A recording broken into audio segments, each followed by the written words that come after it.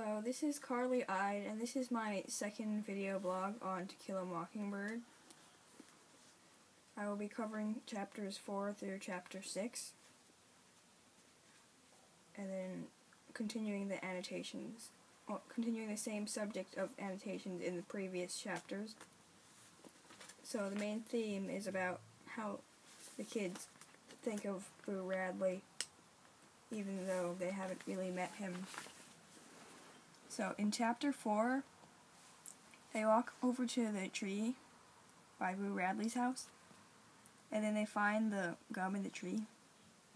And then the quote is, "I stood on tiptoe, hastily looked around once more, reached into the hole, and withdrew 2 pieces of chewing gum, minus their outer wrappers."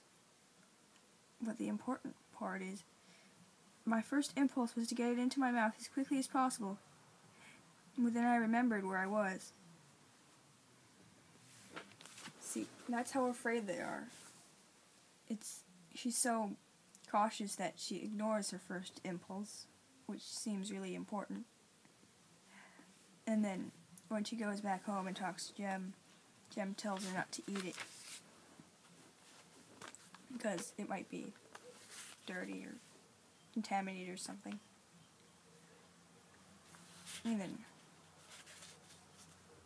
she goes back to the tree again, and then she finds pennies. And then Jem tells her. "Tell you what," said Jem, "we'll keep them until school starts, and then go around asking everybody if they're theirs. There's some bus child's. Maybe he was too taken up with getting out of school today and forgot him. These are somebody's, I know that."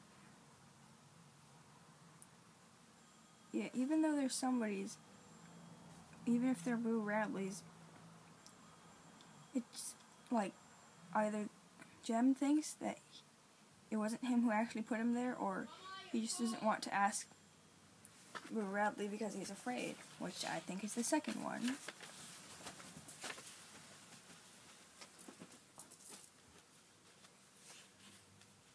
And then in chapter 5, there is on page 57, Scout goes to Miss Maudie's house, and then she asks, "Miss Maudie," I said one evening, "do you think Boo Radley's still alive?" She says, "His name's Arthur and he's alive. Please wait." She said, "He's rocking." She rocks slowly in her big oak chair. "Go away. Do you smell my mimosa? It's like angel's breath this evening."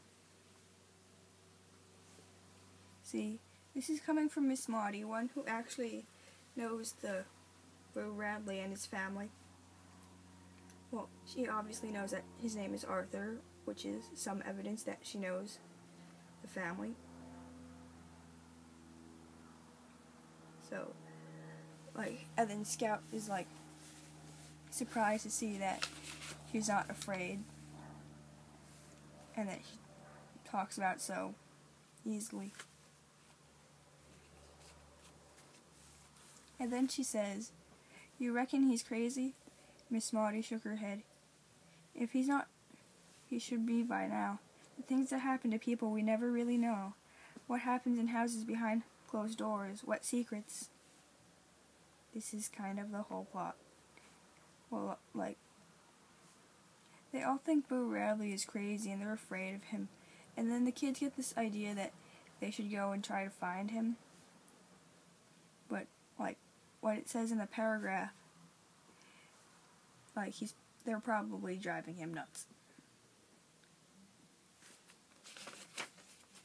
I mean, yeah. Either that, or he's afraid of them as much as they are of him. Which is not very likely, considering I read this book already.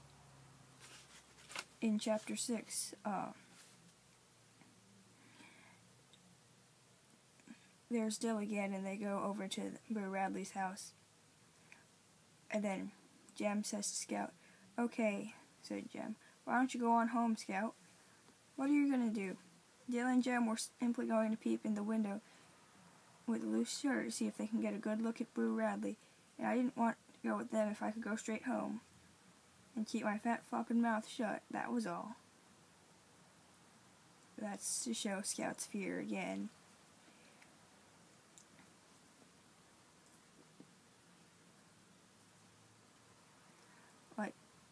And then Jem doesn't think she's brave enough to go over to the Boo Radley house.